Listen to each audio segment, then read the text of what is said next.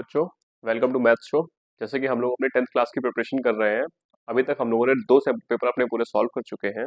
आज स्टार्ट करने जा रहे हैं थर्ड सैंपल पेपर। इसमें भी हमारे सेक्शन ए से लेकर सेक्शन ई तक है। चलिए सबसे पहले हम लोग सेक्शन ए स्टार्ट करते हैं। इसमें हमारे 1 से लेकर 20 क्वेश्चन तक है और ईच क्वेश्चन हमारे 1 मार्क्स के हैं। बच्चों, जो क्वेश्चन 1 है सेक्शन ए का, इसमें दिया गया zeros of quadratic polynomial a x square plus b x plus c are equal. इसके जो जीरोस है वो इक्वल हमें गिवन है। हमें पूछा गया है कि इसमें से कौन सा ऑप्शन हमारा सही होगा। तो सबसे पहले जो हमें क्वाड्रेटिक इक्वेशन दी गई है, क्वाड्रेटिक इक्वेशन वो है हमारे पास a x square plus b x plus c equals to 0। हमें बताया गया जीरोस आर इक्वल। तो जीरोस हमारे इक्वल तभी होते हैं, जरा बच्चों पहले ये समझ लीजिएगा, if b square minus 4ac is greater than 0, तो हमारे पास जो होते हैं टू डिस्टिंक्ट रियल रूट्स होते हैं हमारे पास। अगर हमारा if b square minus 4ac equal to 0 होता है, तो हमारे पास होते हैं टू इक्वल रियल रूट्स होते हैं। और अगर हमारे पास if b square minus 4ac less than 0 होता है हमारा, तो हमारे पास नो रियल रूट्स होते हैं। नो रियल रूट्स होते हैं। बच्चों, ये इतना पॉइंट आपके लिए बहुत ज्यादा इंपॉर्टेंट है, क्योंकि एग्जाम में यहाँ से क्वेश्चन जरूर आ रहा है। मैं जो क्वेश्चन में गिवन था, zeros of polynomial are equal, जो जीरोस है वो इक्वल है, मतलब इन तीनों में से हमें बीच वाली इक्वेशन लेनी पड़ेगी, क्योंकि इसमें टू इक्वल रियल रूट्स है हमारे। इसके जो जीरोस है हमारे वो इक्वल है। तो हम लेंगे b square minus 4ac equal to 0। तो यहाँ पे हम लिखते हैं b square minus 4ac equal to 0, क्योंकि हमारे जीरोस इक्वल है, इसलिए हम ये वाली इक्वेशन ले रहे हैं। अगर डिस्टिंक्ट होते, मतलब अलग अलग रूट्स होते हैं हमारे, तो हम ये वाली इक्वेशन लेते हैं। और अगर कोई भी रूट्स ना होते तो हमारी ये वाली इक्वेशन रहती है। अगर टू डिस्टिंक्ट रूट रहते हैं तो हम ये वाली इक्वेशन लेते हैं। अगर दोनों जीरोस हमारे इक्वल रहते हैं तो हम ये वाली इक्वेशन लेते हैं। तो दोनों जीरोस इक्वल, इसलिए हमने ये वाली इक्वेशन ली है। अब हम यहाँ लिख सकते हैं बी स्क्वायर, इधर ये माइनस 4ac इधर आके ये प्लस 4ac में हो जाएगा, इक्वल टू प्लस 4ac। यहाँ पे हो जाएगा b square upon 4a, b square upon 4 equals to ac। क्या किया बच्चों, हमने 4 को इधर बुला लिया, बी स्क्वायर अपॉन 4 हो गया, ये ac के इक्वल हो गया। अब ये जो ac है हमारा, ये बी स्क्वायर अपॉन 4 के इक्वल है, मतलब ac जो है हमारा वो ग्रेटर देन 0 रहेगा। ac 0 से बड़ा रहेगा, मतलब 1 हो सकता है, 2 हो सकता है, 3 हो सकता है, कोई भी पॉजिटिव नेचुरल नंबर हमारा हो सकता है ग्रेटर देन 0। तो ये तभी होगा जब a और c दोनों के सेम साइन होंगे।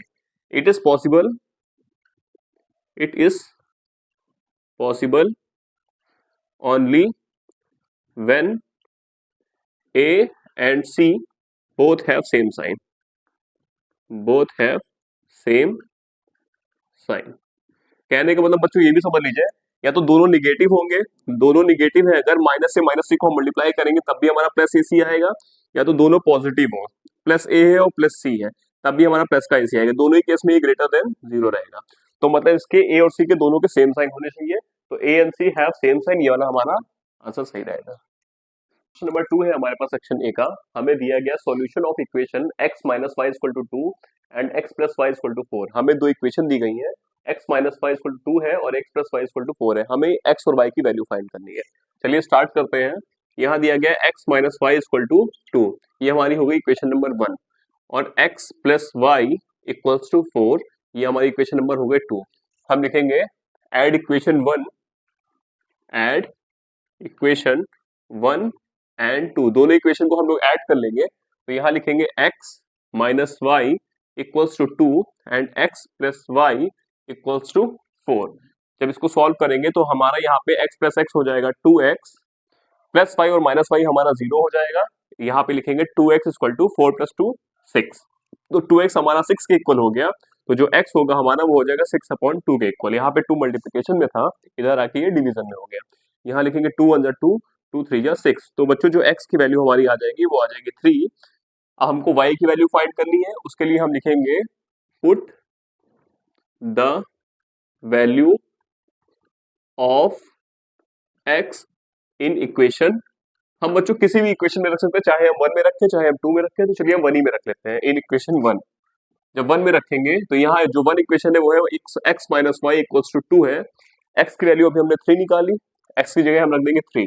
तो 3 माइनस वाई इक्वल्स टू 2, तो यहाँ पे y को इधर भेज देंगे और 2 को इधर बुला लेंगे।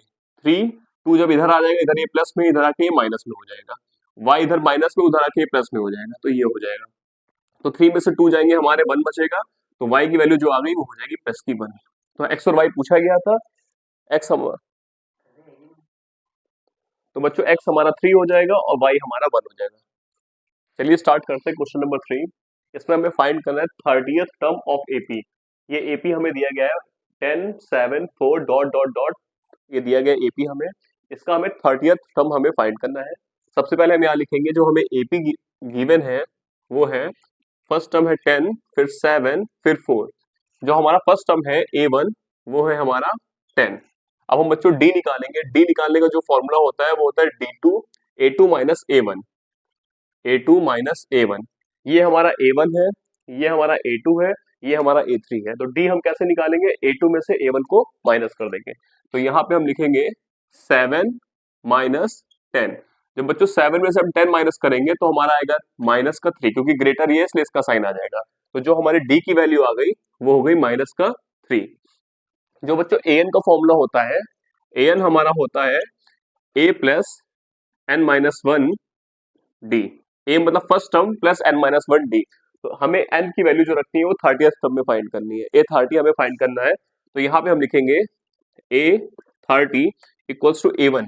A1 हमारा है 10, तो यहाँ लिखेंगे 10 प्लस N माइनस 1, N है हमारा 30, तो यहाँ लिख देंगे 30 माइनस 1 D। तो जो हमारा A30 आ जाएगा, यहाँ पे 10 लिखेंगे प्लस 29, और जो बच्चों D की वैल्यू थी हमारी वो थी माइनस का 3, तो यहाँ लिख देंगे माइनस का 3। फिर यहाँ लिख सकते हैं 10, अब यहाँ पे इसको मल्टीप्लीकेशन करेंगे, 9 3 जा होता है 27, यहाँ 2 आ जाएगा, 3 2 जा 6 7 8, ये हो जाएगा माइनस का 87। फिर जो हमारा ये माइनस 87 है प्लस का 10 है, यहाँ पे हम लिखेंगे तो आ जाएगा माइनस का 77। तो बच्चों जो A30 हमारा आ जाएगा वो आ जाएगा माइनस का 77, यही हमसे पूछा गया था। इसका ये हमारा 30th टर्म ऑफ एपी हो जाएगा माइनस का 77। सेक्शन ए का क्वेश्चन नंबर 4 है हमारे पास, फाइंड डिस्टेंस बिटवीन पॉइंट्स। हमें पॉइंट दिए गए हैं m minus m and minus m n। हमें इनके बीच का डिस्टेंस फाइंड करना है। बच्चों जो डिस्टेंस फॉर्मूला हमारा होता है वो होता है, डिस्टेंस जो फॉर्मूला होता है हमारा वो होता है x2 माइनस x1 का whole square plus y2 minus y1 का होल स्क्वायर। इसका हम अंडर रूट करते हैं। तो डिस्टेंस हमें फाइंड करना है इन दोनों पॉइंट्स के बीच का। तो ये हमारा x1 है और ये हमारा x2 है, ये हमारा y1 है। इसी तरह ये हमारा x2 है और ये हमारा y2 है, ये x1 y1 है और ये x2 y2 है। तो इसके बीच में जो डिस्टेंस निकालेंगे हम क्या रखेंगे, x2 माइनस x1 का होल स्क्वायर। मतलब यहाँ पे हम लिखेंगे अंडर रूट, x2 में हमारा माइनस m है, फिर यहाँ पे माइनस लगाएंगे, फिर यहाँ पे फिर ये वाला m लिखेंगे, x2 माइनस x1 का होल स्क्वायर प्लस y2 हमारा प्लस का n है, माइनस फिर यहाँ पे ये माइनस n लगा देंगे। तो ये हमारा हो जाएगा y2 माइनस y1 का होल स्क्वायर। अब यहाँ पे इसकी वैल्यू रखते हैं, माइनस m और माइनस m होता है हमारा माइनस का 2m, माइनस m हमारा हो जाएगा माइनस का 2m, इसका स्क्वायर करेंगे, फिर plus n minus minus n, यहाँ हो जाएगा प्लस का 2n, यहाँ हो जाएगा इसका square. n minus minus n मतलब n का n प्लस n हो जाएगा, इसका मतलब हुआ 2n हमारा, तो यहाँ पे 2n का स्क्वायर हो जाएगा। तो यहाँ हम लिखेंगे अंडर रूट माइनस 2m का जो स्क्वायर होता है वो होता है 4m स्क्वायर, और प्लस 2n का जब स्क्वायर करेंगे तो यहाँ पे हो जाएगा 4n स्क्वायर। अब चाहे तो हम यहाँ से 4 को कॉमन ले सकते हैं, जब हम 4 यहाँ पे कॉमन ले लेंगे तो यहाँ बचेगा 4, तो जब कॉमन ले ले तो यहाँ बचा m square plus n square. अब ये 4 बाहर अगर हम निकालेंगे, अंडर रूट में अगर 4 है तो बाहर हमारा 2 आ जाएगा। कैसे आएगा, 4 का जो फैक्टर होता है वो होता है 2 मल्टीप्लाई बाय 2, तो 2 की पावर 2 है हमारे पास, इसलिए 2 की पावर 1 बाहर आ जाएगी। तो इसका जो सॉल्यूशन हो जाएगा 2 बाहर आ जाएगा, यहाँ हो जाएगा m square plus n square, यही हमारा डिस्टेंस आ जाएगा। तो बच्चों क्वेश्चन नंबर 5 है हमारे पास, the length of a tangent from an external point A. ये हमारा एक्सटर्नल पॉइंट है, इससे हमें टेंजेंट ड्रॉ किया गया है। ये हमने मान लीजिए एक टेंजेंट ड्रॉ किया है A B on a circle with centre O, और यहाँ पे एक सर्कल है जिसका नाम है सेंटर ओ। सर्कल, ये पूरा सर्कल जिसका सेंटर ओ है, इससे हमने एक टेंजेंट ड्रॉ किया है। टेंजेंट की लेंथ हमें पूछी गई है, क्या होगी टेंजेंट की लेंथ। टेंजेंट की लेंथ हमारी क्या होगी, ये पूछा गया, ऑप्शन में दिया है ऑलवेज ग्रेटर देन ओ ए। ओ ए से ग्रेटर होगी टेंजेंट की लेंथ, पहला हमारे पास ये ऑप्शन है। दूसरा है इक्वल टू ओ ए, ओ ए के इक्वल होगी टेंजेंट की लेंथ, दूसरा ऑप्शन ये है। थर्ड है ऑलवेज लेस देन ओ ए, ओ ए से छोटा होगा टेंजेंट, ये दिया गया है कि हमेशा छोटा रहेगा, और कैंट एस्टिमेटेड या फिर हम एस्टिमेट नहीं कर सकते हैं। तो सिंपल है, बहुत इजी क्वेश्चन है बच्चों ये हमारा। ये समझिए जब भी रेडियस हमारा टेंजेंट पे पड़ता है, जब भी रेडियस, ये रेडियस हमारा ओबी है, जब भी टेंजेंट पे पड़ेगा तो यहाँ पे ये बनाएगा 90 डिग्री का एंगल। ये बहुत ही इंपॉर्टेंट है, और क्वेश्चन हर सैंपल पेपर में आपको इस तरह का एक क्वेश्चन जरूर दिखेगा। इसलिए समझिए जब भी रेडियस हमारा टेंजेंट पे बनेगा तो यहाँ पे ये 90 डिग्री का एंगल बनाएगा। जब ये 90 डिग्री एंगल बनाएगा तो इसके सामने वाली साइड, जो ये वाली साइड हमारी हो जाएगी, ये हो जाएगी हाइपोटेन्यूज, ये हो जाएगी हाइपोटेन्यूज। जब बच्चों हाइपोटेन्यूज हो जाएगी, हमें पता है राइट एंगल ट्रायंगल में सबसे ग्रेटर साइड हमारी होती है वो हमेशा हाइपोटेन्यूज होती है। जब भी हमारे पास कोई राइट एंगल ट्रायंगल रहेगा ए बी सी, तो जो हाइपोटेन्यूज हमारी होती है वो हमेशा ग्रेटर होगी परपेंडिकुलर और बेस से। तो जो एओ रहेगा हमारा, वो हमेशा हमारा ग्रेटर रहेगा इस ट्रायंगल में। जब भी किसी ट्रायंगल में एक एंगल हमारा 90 डिग्री रहेगा, उसके सामने वाली साइड हमारी हाइपोटेन्यूज होती है, तो हाइपोटेन्यूज जो ओ ए रहेगी वो हमेशा ग्रेटर रहेगी बेस से और परपेंडिकुलर से। तो हमें बोला गया है ऑलवेज लेस देन ओ ए, जो टेंजेंट है हमारा वो हमेशा ओ ए से छोटा रहे, क्योंकि ओ ए हमारा हाइपोटेन्यूज है, हाइपोटेन्यूज से हमेशा छोटा रहेगा परपेंडिकुलर और बेस। ये बच्चों हमारा आंसर आ जाएगा always less than O A. तो जो क्वेश्चन नंबर 6 हमें गिवन है, sine A plus sine square equal to 1, ये हमें गिवन है, और हमें फाइंड करना है cos square A plus cos की पावर 4 ए की वैल्यू हमें फाइंड करनी है। तो चलिए इसको स्टार्ट करते हैं। हमें जो गिवन है वो दिया गया है sine A plus sine square A equals to 1, ये हमें गिवन है, इसको हम इक्वेशन नंबर 1 मान लेते हैं। तो हमें ये पता है बच्चों, जो फॉर्मूला होता है हमारा sine square A plus cos square A equals to 1, ये हमारा फॉर्मूला होता है। साइन स्क्वायर को हम इधर भेज देंगे तो ये हमारा हो जाएगा cos square A equal to 1 minus sine square A. जब यहाँ पे ये प्लस में इधर आके ये माइनस में हो जाएगा तो 1 माइनस साइन स्क्वायर हो जाएगा। ये वैल्यू बच्चों हमें निकालनी थी, तो यहाँ पे हम लिखेंगे 1 माइनस साइन स्क्वायर ए। यहाँ पे समझिएगा, इस वाली इक्वेशन पे आते हैं, यहाँ हमें दिया था sine A plus sine square A equal to 1 हमें गिवन था इक्वेशन नंबर 1 में। हमने साइन स्क्वायर को उधर भेज दिया, तो ये हो जाएगा sine A equal to 1 minus sine square A. 1 minus sine square अभी हमने प्रूव किया है होता है कॉस स्क्वायर ए, तो 1 माइनस साइन स्क्वायर ए की जगह हम कॉस स्क्वायर ए रख देंगे। तो हम यहाँ लिखेंगे sine A equal to 1 minus sine square A की जगह हम कॉस स्क्वायर ए रख देंगे, यहाँ लिखेंगे कॉस स्क्वायर ए। इसको इक्वेशन नंबर मान लेते हैं हम 2। अब हम लिखेंगे squaring both side in equation 2। Equation 2 में दोनों साइड स्क्वायर करेंगे हम, तो यहाँ हम लिख देंगे साइन ए का स्क्वायर, साइन ए का whole square equal to cos square A का होल स्क्वायर। तो बच्चों जो साइन ए का होल स्क्वायर होगा वो हमारा हो जाएगा साइन स्क्वायर ए, और जो कॉस स्क्वायर ए का होल स्क्वायर हो जाएगा तो कॉस की पावर 4 ए हो जाएगी। तो यहाँ हो जाएगा कॉस की पावर 4 ए। साइन स्क्वायर ए आ गया, वो कॉस की पावर 4 ए के इक्वल हो गया। इसको इक्वेशन नंबर हम मानेंगे 3। अब हम यहाँ लिख सकते हैं put the value of equation 2 and 3 in equation 1। Equation 1 में हम इक्वेशन 2 और 3 की वैल्यू रखेंगे। इक्वेशन 2 में हमने प्रूव किया था कॉस स्क्वायर है हमारा साइन ए के बराबर है, और इक्वेशन 3 में हमने प्रूव किया है कॉस की पावर 4 है हमारा साइन की पावर साइन स्क्वायर के बराबर है। अब इन दोनों की वैल्यू हम इक्वेशन नंबर 1 में रखते हैं। जो इक्वेशन 1 है हमारी वो है sine A plus sine square A equals to 1। हमने साइन ए को प्रूव किया हुआ है कॉस स्क्वायर ए, तो यहाँ पे हम लिख देंगे कॉस स्क्वायर ए, और साइन स्क्वायर ए को हमने प्रूव किया है कॉस की पावर 4 ए, तो यहाँ पे लिखेंगे प्लस कॉस की पावर 4 ए। ये हमारा आ जाएगा 1 के इक्वल। बच्चों इसी की वैल्यू हमें फाइंड करनी थी, what is the value of cos square A and cos की पावर 4 ए, इसकी वैल्यू हमारी हो जाएगी 1। ये हमारा आ जाएगा आंसर। बच्चों क्वेश्चन नंबर 7 है हमारे पास, a quadratic polynomial whose zeros are -3 and +4। हमें जीरोस दिए गए -3 and +4, हमें इसकी क्वाड्रेटिक इक्वेशन फाइंड करनी है। तो बच्चों हम यहाँ कह सकते हैं अल्फा जो हमें दिया है वो है -3, और जो बीटा हमें गिवन है वो दिया है +4। तो हमारे पास एक सम ऑफ जीरो होता है, जो सम ऑफ जीरोस हमें मिलेगा वो होता है हमारा अल्फा प्लस बीटा। तो इसकी जो वैल्यू हमारी हो जाएगी वो हो जाएगी -3 + 4, तो ये हमारा हो जाएगा प्लस का 1। और जो प्रोडक्ट ऑफ जीरो हमारा हो जाएगा, प्रोडक्ट ऑफ जीरो वो होता है अल्फा बीटा, तो ये हमारा हो जाएगा -3 × 4, तो यहाँ हो जाएगा माइनस का 12।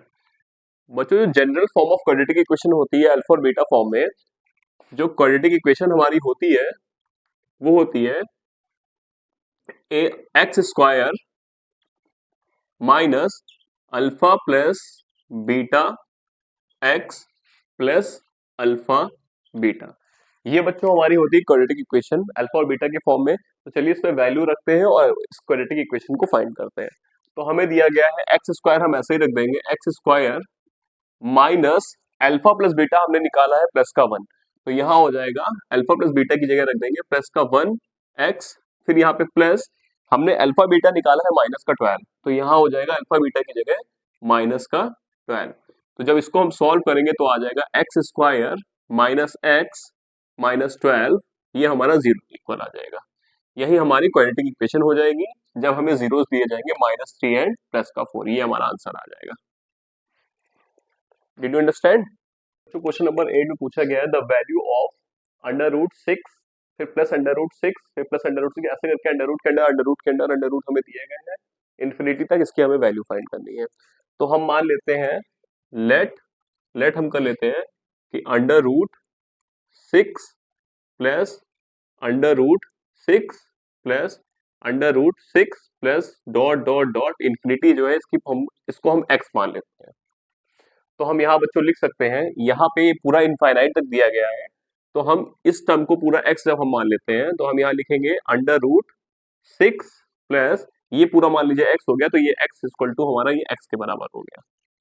हमने इस पूरे यहाँ से लेके यहाँ के टर्म को x माना था, ये हमारा इनफाइनाइट टर्म है जो कभी खत्म नहीं होंगे, तो हमने इसको जब x माना था तो इसकी जगह पे हमने x लिख दिया, इसके बाहर फिर एक √x हमारा आ गया।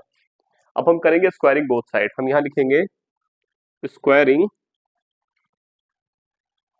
बोथ साइड, दोनों साइड हम स्क्वायर करेंगे, तो यहाँ पे हम जब स्क्वायर करेंगे तो यहाँ लिखेंगे √6 प्लस x का स्क्वायर इक्वल्स टू x का स्क्वायर। जब हम यहाँ पे अंडर रूट इसका स्क्वायर जब करेंगे तो ये हो जाएगा सिर्फ और सिर्फ 6 + x इससे बाहर निकल आएगा, और यहाँ हो जाएगा इक्वल्स टू x का स्क्वायर।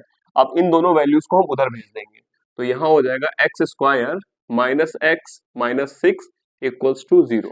ये x की वैल्यू इधर आके a भी माइनस में हो गई, ये 6 इधर आके a भी माइनस में हो गया। अब इसको फैक्टराइज करेंगे तो जाएगा x² minus 3x plus 2x minus 6 equals to 0।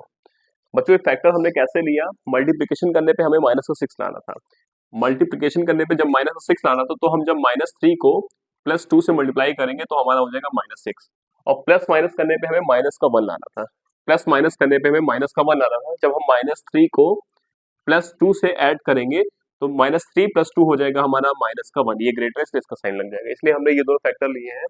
यहाँ पे हम दोनों में से x को कॉमन ले लेंगे, यहाँ जब x को कॉमन लेंगे तो यहाँ बचेगा x माइनस 3, और यहाँ पे हम +2 को कॉमन ले लेंगे, यहाँ पे फिर बचेगा x माइनस 3, ये हमारा हो जाएगा 0 के इक्वल। x प्लस 2 और x माइनस 3 इक्वल टू 0 हो जाएगा, तो जो x की वैल्यू आ जाएगी x प्लस 2 हमारा 0 के इक्वल हो जाएगा, x इक्वल टू हो जाएगा -2, यहाँ पे x माइनस 3 हमारा 0 के इक्वल हो जाएगा और x की वैल्यू आ जाएगी +3। इसमें हमारी जो वैल्यू आएगी वो निगेटिव में आएगी रूट के अंदर, इसलिए ये हमारा पॉइंट कैंसिल हो जाएगा, तो जो x की वैल्यू आ जाएगी वो 3 आ जाएगी, मतलब जो इसकी वैल्यू हमारी हो जाएगी √6 plus √6 plus √6 plus dot dot dot, इसकी जो वैल्यू बच्चों आ जाएगी वो आ जाएगी प्लस का 3, ये हमारा आंसर आ जाएगा। बच्चों क्वेश्चन नंबर 9 है हमारे पास, which term of the sequence 4 9 14 19 dot dot dot 124, हमें टर्म पूछा गया है। सबसे पहले ये एपी का क्वेश्चन है, ये जानिए एपी का जो फॉर्मूला होता है वो होता है an equals to a plus n minus 1 b। अब समझिए an जो हमारा होता है वो होता है लास्ट टर्म जो हमें दिया गया है वो दिया गया 124, तो जो हमारा an हो जाएगा वो हो जाएगा 124, और a1 जो हमारा होता है वो होता है फर्स्ट टर्म हमें गिवन है 4, तो यहाँ पे जो A1 हमारा हो जाएगा, वो हो जाएगा 4। अब बच्चों डी कैसे निकालते हैं? डी निकालने का फॉर्मूला होता है हमारा A2 माइनस A1। A2 हमारा ये है और A1 हमारा ये है। 9 में से हम 4 को माइनस करेंगे, 9 माइनस 4, ये हमारा आ जाएगा डी। जो डी हमारा आ जाएगा, 9 में से 4 गया, हमारे पास आ गया 5। अब हमें फाइंड करना है वैल्यू ऑफ n, तो चलिए स्टार्ट करते हैं। an हमारा है 124, यहाँ लिखेंगे 124 इक्वल्स टू a है हमारा 4 प्लस n माइनस 1 और d की वैल्यू हमें गिवन है 5। ये इधर प्लस में है, इधर इसको बुलाएंगे तो ये माइनस में हो जाएगा। यहाँ लिखेंगे 124 minus 4 equals to n minus 1 और यहाँ पे 5। 124 में से जब 4 चला जाएगा तो यहाँ बचेगा हमारा 120 इक्वल्स टू n माइनस 1 और यहाँ पे मल्टीप्लाई करेंगे इसको 5 से। फिर हम यहाँ लिखेंगे, यहाँ पे 5 मल्टीप्लाई में है, इधर आके ये डिवाइड में हो जाएगा। यहाँ लिखेंगे 120 upon 5 equals to n minus 1। अब इसको सॉल्व करेंगे तो यहाँ हो जाएगा 5 टू 10, 5 4 20। तो जो हमारा 24 हो जाएगा वो हो जाएगा n माइनस 1 के इक्वल। तो n माइनस 1 हमारा 24 हो गया, यहाँ पे ये माइनस का है तो उसको भेजेंगे तो प्लस का हो जाएगा। n इक्वल्स टू हमारा हो जाएगा 24 प्लस 1, n इक्वल टू 25 आ जाएगा। यही हमसे पूछा गया था, ये हमारा आंसर आ जाएगा। बच्चों क्वेश्चन नंबर 10 है हमारे पास, हमें मोड गिवन है 7, मीन है हमारा 8, फाइंड हमें करना है मीडियन। तो बच्चों जो फॉर्मूला होता है हमारे पास वो होता है 3 median equals to mode plus 2 mean. ये फॉर्मूला होता है, इसको आप याद कर लीजिएगा, ये फॉर्मूला बहुत इंपॉर्टेंट है आपके लिए। तो मीडियन हमें जो फाइंड करना है तो हम यहाँ लिखेंगे 3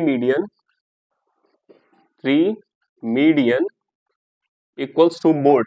मोड हमें गिवन है 7, तो यहाँ लिख लेंगे 7 प्लस 2 मीन, मतलब 2 मल्टीप्लाई बाय मीन। मीन हमें गिवन है 8, यहाँ हो जाएगा 2 मल्टीप्लाई बाय 8। तो जो हमारा आ जाएगा ये 7। बच्चों बोर्ड मास में पहले मल्टीप्लिकेशन होगा बाद में एडिशन होगा, इसलिए हम 8 टू 16 पहले करेंगे। यहाँ लिखेंगे प्लस 16। अब हम जब इन दोनों को ऐड करेंगे तो यहाँ पे आ जाएगा हमारा 23। तो जो 3 मीडियन हमारा हो गया वो हमारा हो गया 23। तो जो मीडियन की वैल्यू आ जाएगी हमारी वो हो जाएगी 23 अपॉन 3। ये बच्चों हमारा आंसर आ जाएगा। क्वेश्चन नंबर 11 है बच्चों हमारे पास, फाइंड के, हमें के की वैल्यू फाइंड करनी है। In which the quadratic equation 2x square plus kx plus 2 equal to 0 has equal roots. ये क्वाड्रेटिक इक्वेशन है हमारी 2x square plus kx plus 2 और इसके जो रूट्स है वो इक्वल है।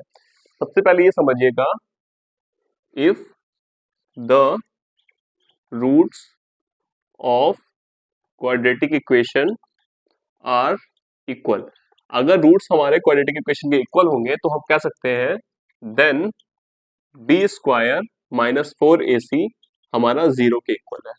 जो बी स्क्वायर माइनस 4ac है हमारा वो 0 के इक्वल है जब हमारे रूट इक्वल होंगे। इसमें जरा हम एबीसी की वैल्यू निकालते हैं तो जो हमारा a होगा वो हो जाएगा 2 हमारा a है, जो b है हमारा वो हो जाएगा k और जो c है हमारा वो फिर हो जाएगा 2। तो यहाँ पे वैल्यू रखते हैं b square minus 4ac equal to 0 की। b है हमारा k, तो हम यहाँ लिखेंगे k का square minus 4 multiply bye a की वैल्यू भी हमारी 2 है और c की वैल्यू भी 2 है, ये हमारा 0 के इक्वल आ जाएगा। तो हम यहाँ पे लिख सकते हैं k स्क्वायर माइनस 2 टू 4 और 4 4 16 माइनस 16 इक्वल्स टू 0। के स्क्वायर जो हमारा हो जाएगा, यहाँ पे ये माइनस 16 है, इधर आके ये प्लस 16 हो जाएगा, तो ये हो जाएगा प्लस का 16। जो के हमारा हो जाएगा वो हो जाएगा अंडर रूट 16। तो के जो हमारा हो जाएगा, जब रूट 16 है तो यहाँ पे 4 4 जा हमारा 16 होता है, तो के की वैल्यू हमारी हो जाएगी, जब एक 4 बाहर आ जाएगा तो हम लिख सकते हैं प्लस माइनस 4। तो बच्चों हमसे के की वैल्यू पूछी गई थी, जो हमारा आंसर आएगा के इक्वल टू प्लस माइनस 4 आ जाएगा। बच्चों क्वेश्चन नंबर 12 है, find the area of sector of a circle with radius 6 centimetre if angle of the sector is 60 degree. हमें दिया गया है एक सर्कल जिसका रेडियस है हमारा 6 सेंटीमीटर और इसमें जो सेक्टर में एंगल बना रहा है वो 60 डिग्री बना रहा है। हमें उस सेक्टर का एरिया फाइंड करना है। तो हमने ये सर्कल ड्रॉ किया है अभी, इसका जो रेडियस हमने बनाया है वो 6 सेंटीमीटर बना दिया है। यहाँ पे ये सेंटर ओ हमने मान लिया है और ये सेक्टर होता है हमारा, यहाँ से ये जो हमारा है इसको हमने सेक्टर माना, ये हमारा सेक्टर होता है, जैसे कि ओ ए बी ओ ये हमारा सेक्टर है, इसी का हमें एरिया फाइंड करना है। मतलब हमें ये वाला एरिया टोटल फाइंड करना है जिसका रेडियस 6 सेंटीमीटर और ये हमारा 60 डिग्री बना रहा है एंगल। तो चलिए पहले समझते हैं कि एरिया ऑफ सेक्टर क्या होता है। जो बच्चों एरिया ऑफ सेक्टर का फॉर्मूला होता है, यहाँ हम लिखेंगे area of sector, area of sector equal to theta upon 360 pi r square. जो एरिया ऑफ सेक्टर का फॉर्मूला हमारा होता है वो होता है theta upon 360 pi r square. अब थीटा हमें गिवन है 60 डिग्री, जो हमें एंगल दिया है वो 60 डिग्री दिया है, तो हम यहाँ पे थीटा की जगह रख देंगे 60 अपॉन 360 मल्टीप्लाई बाय पाई की वैल्यू हमारी होती है 22/7 पाई, और हमें जो आर गिवन है वो 6 है, तो 6 इंटू 6 हो जाएगा। अब जरा इसको सॉल्व करते हैं, ये जीरो से हमारा ये जीरो कैंसिल हो जाएगा, 6 वन जा 6 होता है और 6 6 होता है 36, फिर 6 वन जा 6 हो जाएगा और यहाँ पे भी 6 वन जा 6 हो जाएगा।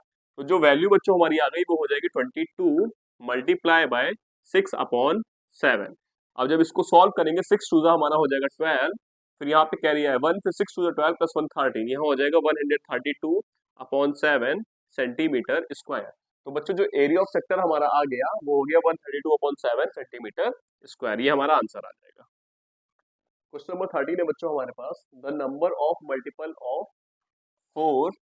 Of 4 between 10 and 250 is.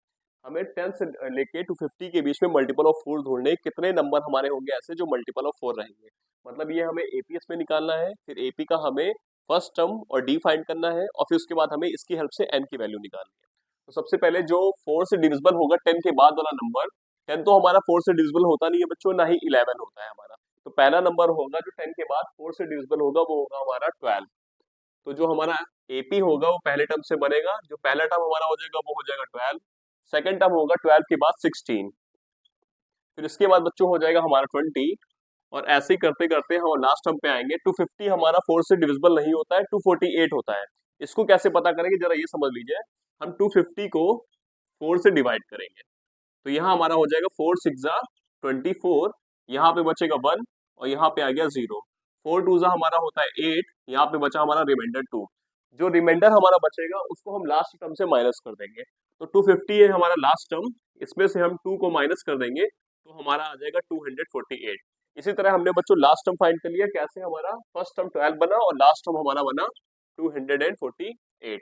अब हम निकालते हैं फर्स्ट टर्म जो है हमारा, जो a1 है उसकी वैल्यू है 12, जो डी गिवन है हमारा वो होता है a2 माइनस a1, वो हमारा रहेगा 16 में से 12 जाएगा तो 4 बचेगा। अब हमें n की वैल्यू फाइंड करनी है, और an हमें दिया गया है 248, an हमारा होता है लास्ट टर्म हमारा हो जाएगा 248। तो चलिए स्टार्ट करते हैं।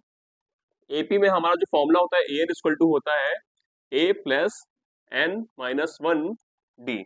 तो an है हमारा 248, यहाँ हम लिखेंगे 248 इक्वल्स टू a, हमारा जो फर्स्ट टर्म है वो है 12, यहाँ पे a1 जो है हमारा वो 12 है, प्लस n माइनस 1, n हमें फाइंड करना है इसलिए यहाँ हमने लिख दिया n माइनस 1, और जो d की वैल्यू है हमारी वो है 4, तो यहाँ लिख देंगे 4।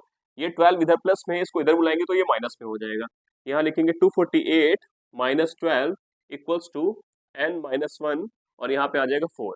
अब बच्चों जब हम इन दोनों को माइनस करेंगे, 8 में से 2 गया हमारा, यहाँ पे बचेगा 6, और 4 में से 1 गया, यहाँ पे बचेगा 3, तो ये हो जाएगा 236 इक्वल्स टू n माइनस 1 और यहाँ पे 4।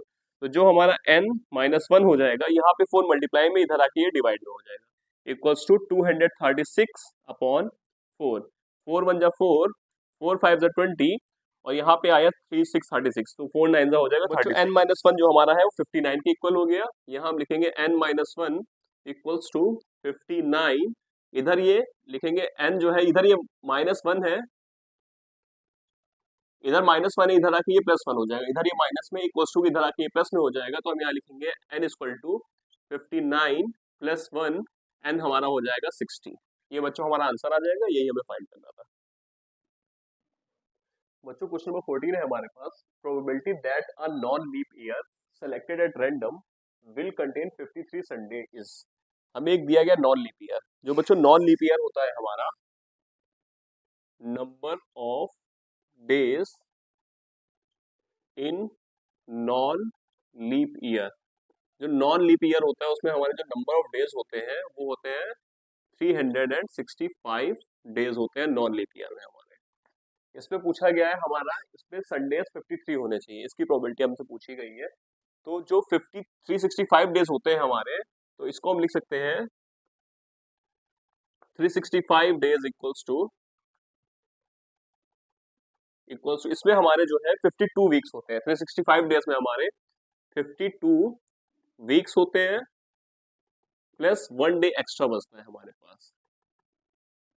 365 डेज में हमारे 52 वीक्स होते हैं और 1 डे एक्स्ट्रा होता है। जो 52 वीक्स है इसमें सारे के सारे डेज हमारे होंगे, संडे से लेके सैटरडे तक के सारे डेज इसमें हमारे होंगे। तो इसमें हमारे 52 संडे हो गए। अब ये 1 डे में हमें फाइंड करना है कि ये 1 डे हमारा संडे ही होना चाहिए इसमें, तो क्योंकि हमारे सारे संडे भी होते हैं, सारे मंडे भी होते हैं, सारे ट्यूसडे भी होते हैं, इस तरह सारे डेज होते हैं। अब इस 1 डे की प्रोबेबिलिटी हमें फाइंड करनी है कि इसमें सिर्फ संडे आना चाहिए। तो इसके जो टोटल नंबर ऑफ आउटकम्स होंगे इस 1 डे में, जो total number of possible outcome जो हमारे होंगे वो हो सकते हैं संडे भी हो सकता है, मंडे भी हो सकता है, ट्यूसडे भी हो सकता है, वेडनेसडे भी हो सकता है, थर्सडे भी हो सकता है, फ्राइडे भी हो सकता है और सैटरडे भी हो सकता है। ये सारे डेज हो सकते हैं। तो टोटल पॉसिबल आउटकम्स होंगे हमारे 7 और हमें फेवरेबल क्या लाना है, सिर्फ और सिर्फ संडे लाना है। तो हमारा जो फेवरेबल आउटकम रहेगा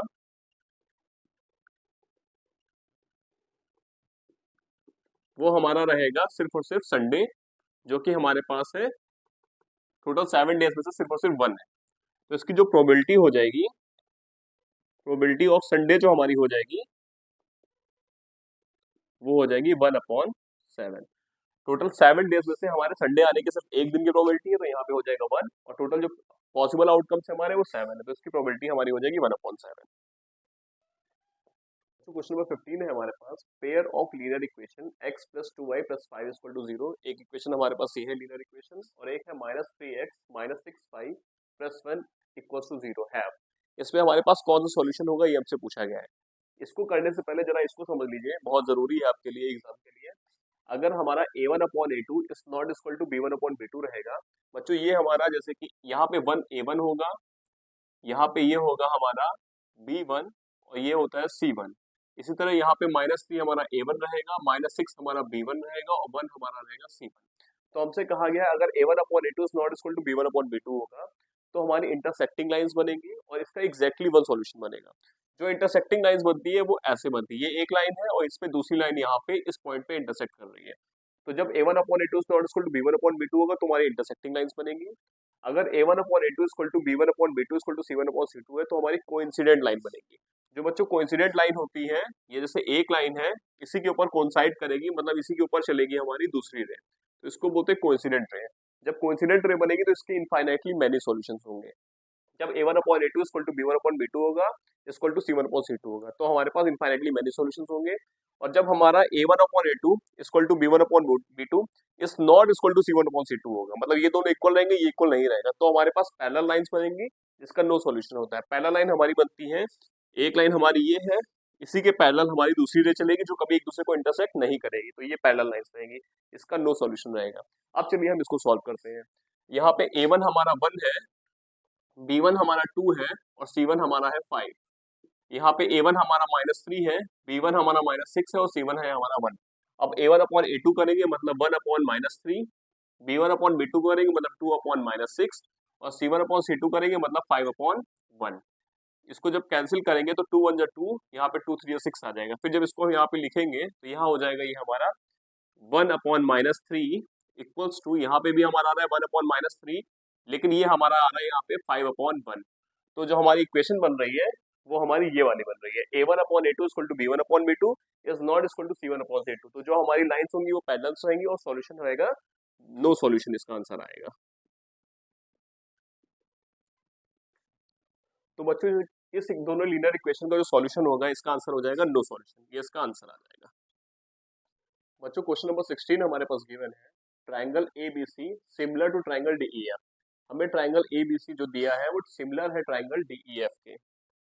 AB हमें 4 सेंटीमीटर गिवन है, ये AB 4 सेंटीमीटर गिवन है, DE हमें 6 सेंटीमीटर गिवन है, EF हमें 9 सेंटीमीटर गिवन है और FD हमें 12 सेंटीमीटर गिवन है। हमें फाइंड करना है perimeter of triangle ABC। ABC का हमें पेरीमीटर फाइंड करना है। पेरीमीटर ऑफ ट्राइंगल ABC होता है हमारा sum of all sides, all 3 sides का हम अगर सम करेंगे तो इसका ये पेरीमीटर आ जाएगा। तो सबसे पहले इसको स्टार्ट कैसे करते हैं, यहाँ पे हमें दिया है, गिवन दिया है हमें triangle A B C similar to triangle D E F. बच्चों जब भी हमारे दो ट्राइंगल सिमिलर होते हैं तो इनकी जो साइड्स होती है वो सेम रेशियो में डिवाइडेड होती है। जैसे कि हम कह सकते हैं कि अगर A B C D E F के सिमिलर है तो हम कह सकते हैं therefore A B upon D E equals to B C upon E F equals to A C upon D F. बच्चों जब भी दो ट्राइंगल सिमिलर रहेंगे तो इनकी साइड जो है इस तरह रेशियो में रहती है। बच्चों हमें जो ए बी गिवन है वो 4 सेंटीमीटर गिवन है, यहाँ लिखेंगे 4 अपॉन जो डीई हमें गिवन है वो दिया है 6 सेंटीमीटर, ये हो जाएगा 4 अपॉन 6 इक्वल्स टू बीसी हमें नहीं पता तो यहाँ पे बीसी लिख देंगे और ई एफ जो है हमें गिवन है वो है 9 इक्वल्स टू ए सी हमें नहीं पता है इसलिए ए सी रखेंगे और डी एफ जो हमें पता है वो 12 है। अब पहले हम लेंगे इन दोनों को, इसको पहले सॉल्व करेंगे तो यहाँ हमें पता है 4 अपॉन 6 जो है हमारा वो इक्वल है बीसी अपॉन 9 के, बीसी अपॉन 9 के। तो इसको इधर भेज देंगे, इधर ये डिवाइड में इधर आके मल्टीप्लाई में हो जाएगा। तो 4 multiply by 9 upon 6 equals to हो जाएगा बीसी। यहाँ पे 3 2 जा 6 हो जाएगा और 3 3 जा 9 हो जाएगा, फिर 2 1 जा 2 हो जाएगा और 2 2 जा 4 हो जाएगा। अब 2 और 3 बचा है हमारा, यहाँ पे हम यहाँ लिख सकते हैं बीसी इक्वल्स टू हो जाएगा हमारा 2 multiply by 3 equals to 6 centimetre. तो बच्चों जो बीसी की साइड आ गई वो आ गई 6 सेंटीमीटर। इसी तरह अब हमको एसी फाइंड करना है। एसी के लिए अब हम लेंगे एक ये वाला ट्रायंगल, एक ये वाला रेशियो और एक ये वाला रेशियो हम ले लेते हैं। तो हम यहाँ लिखेंगे 4 upon 6 equals to AC upon 12। हमने क्या किया, इस रेशियो को ले लिया और इस रेशियो को ले लिया। अब हम यहाँ पे भी क्रॉस मल्टीप्लीकेशन करेंगे तो यहाँ हो जाएगा 4 upon 6 multiply by 12 equals to AC. यहाँ पे ये डिवीजन में था, इधर आके ये मल्टीप्लिकेशन में हो गया। 6 1 6 होता है और 6 2 हमारा हो जाता है 12। तो एसी की जो लेंथ आ जाएगी वो हो जाएगी 4 2 8 सेंटीमीटर। तो बच्चों जो एसी आ गया वो हो गया 8 सेंटीमीटर। हमें फाइंड करना था पेरीमीटर ऑफ ट्राइंगल एबीसी। हम यहाँ लिखेंगे perimeter of triangle A B C equals to, ये हमारा होता है sum of all three sides, sum of all three sides. तो इसकी जो साइड्स है वो है A B plus B C plus C A. तो ए बी हमें 4 सेंटीमीटर गिवन है, बी सी हमें 6 सेंटीमीटर गिवन है और सी ए हमें 8 सेंटीमीटर गिवन है। 6 प्लस 4 हो जाएगा 10, 10 प्लस 8 हो जाएगा 18। ये हमारा 18 सेंटीमीटर इसका पेरीमीटर आ जाएगा। ये बच्चों आंसर हो जाएगा। बच्चों क्वेश्चन नंबर 17 है हमारे पास। हमें एक लैडर दी गई है सी ए, ये हमारी लैडर दीवार पे खड़ी है, दीवार है हमारी, वॉल है ए बी, इसके ऊपर हमारी सीढ़ी रखी गई है, सीढ़ी को लैडर बोलते हैं। ये हमारी एसी हो जाएगी, ये लैडर है एसी और ये एंगल जो बना रही है दीवार के साथ 60 डिग्री का एंगल बना रही है। और जो इसका बेस है बी सी वो है 8 मीटर, मतलब लैडर जो बेस से है वो 8 मीटर अवे है। हमें फाइंड करनी लेंथ ऑफ द लैडर, हमें एसी की लेंथ फाइंड करनी है। तो हम यहाँ लिखेंगे, हमें पहले गिवन क्या है, बीसी जो गिवन है हमें वो है 8 मीटर और जो angle A C B given है वो है हमें 60 डिग्री। हम यहाँ लिखेंगे in triangle A B C, A B C. अब ए बी सी ट्रायंगल में हमें पता है बच्चों जो कॉस थीटा हमारा होता है, कॉस थीटा हमारा होता है बेस अपॉन हाइपोटेन्यूज। तो थीटा हमारा 60 डिग्री है तो हम यहाँ लिखेंगे cos 60 degree equals to base जो है हमारा वो हो जाएगा बी सी और जो हाइपोटेन्यूज है हमारा वो हो जाएगा ए सी। कॉस 60 की बच्चों जो वैल्यू होती है वो होती है हमारी 1/2। तो 1/2 इक्वल टू बेस हमारा बीसी, बीसी हमें 8 गिवन है और यहाँ लिख देंगे एसी। अब यहाँ पे क्रॉस मल्टीप्लिकेशन करेंगे, एसी इधर आ जाएगा और 2 इधर चला जाएगा। तो हम यहाँ लिखेंगे ए सी इक्वल्स टू 8 मल्टीप्लाई बाय 2। तो जो बच्चों एसी की लेंथ आ गई, एसी इक्वल टू हो जाएगा 16 मीटर। तो लेंथ ऑफ लैडर कितनी हो जाएगी, length of ladder equals to 16 metre. बच्चों सेक्शन ए का क्वेश्चन नंबर 18 है हमारे पास। हमें के की वैल्यू फाइंड करनी है और हमें गिवन है 2x² plus kx plus 3 equal to 0। ये हमें गिवन है, इसमें हमें के की वैल्यू फाइंड करनी है और इस इक्वेशन के इक्वल रूट्स हैं हमारे पास।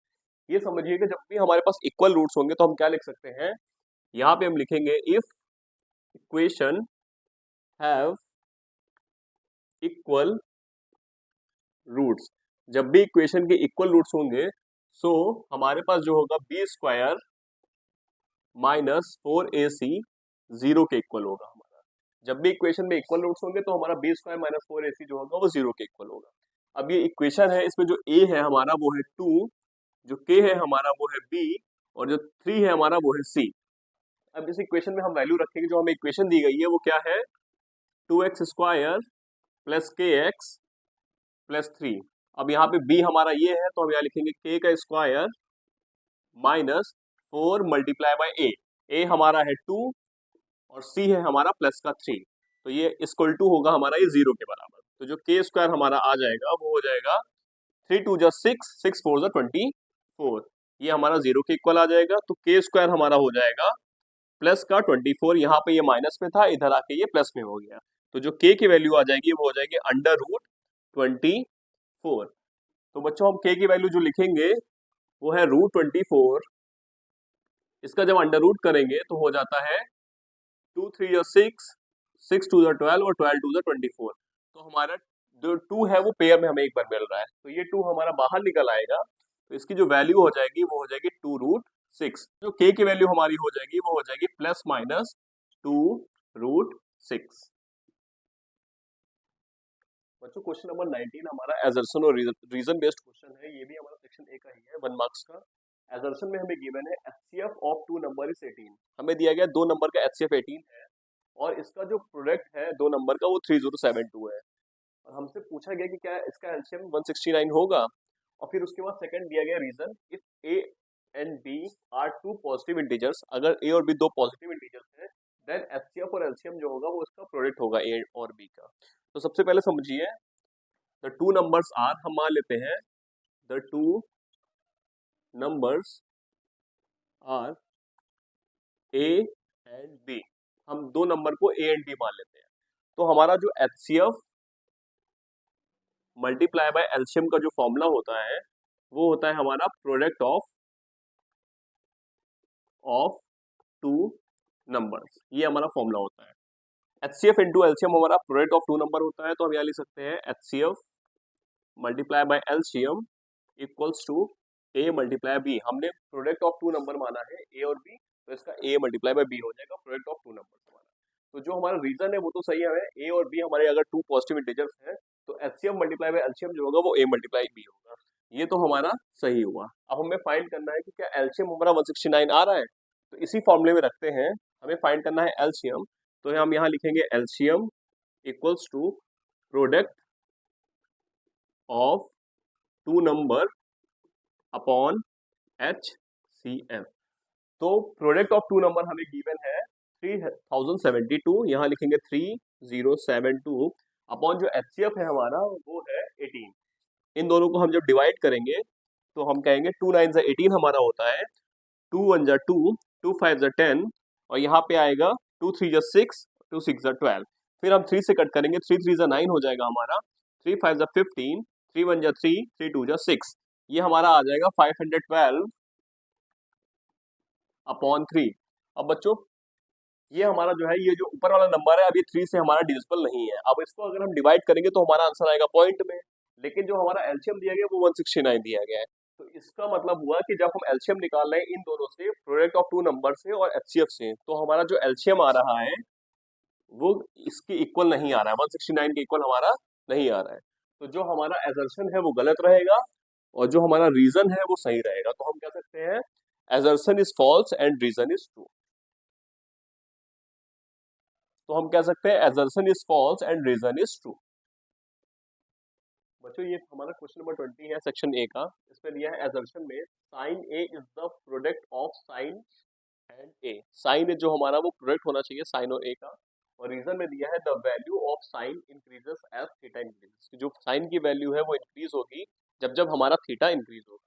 तो समझिए जरा, साइन ए जो हमारा होता है is not the product of sine and A. Sine A जो हमारा होता है वो साइन और ए का प्रोडक्ट नहीं होता है, तो ये होता क्या है, जो हमारा साइन ए होता है वो होता है sine of angle A, sine of angle A. Angle A जैसे मान लीजिए हमारे पास से कोई ट्रायंगल दिया गया है, ये हमारा 90 डिग्री है, तो यहाँ पे जो थीटा होगा इसको हम साइन थीटा मान सकते हैं। तो ये एंगल होता है, ये हमारा इसका प्रोडक्ट नहीं होता है। अब ये तो हमारा एजर्शन जो हो गया वो गलत हो गया। अब रीजन में हमें दिया गया है the value of sine theta increases as zero theta increases. तो जैसे जैसे हम थीटा को इंक्रीज करेंगे वैसे वैसे हमारे साइन थीटा की वैल्यू इंक्रीज होगी। इसको ऐसे समझिए, ये जो थीटा है हमारा, ये 0 डिग्री, यहाँ पे होगा 30 डिग्री, यहाँ पे 45 डिग्री, यहाँ पे 60 डिग्री, फिर यहाँ पे 90 डिग्री। तो बच्चों जो साइन हमारा रहेगा, साइन हमारा 0 डिग्री पे वैल्यू होती है उसकी 0। साइन हमारी 30 पे जो वैल्यू होती है वो होती है 1/2। साइन जो 45 होती है वो हमारी होती है 1/√2। साइन जो हमारी 60 होती है वो हमारी होती है √3/2। और साइन जो 90 की वैल्यू होती है वो होती है हमारी 1। तो जैसे जैसे हमारा थीटा इंक्रीज होता जाता है वैसे वैसे साइन की वैल्यू हमारी इंक्रीज होती जाती है, इसलिए जो रीजन है हमारा वो रहेगा ट्रू। तो हम कह सकते हैं assertion is false, assertion is false but reason is true, reason is true.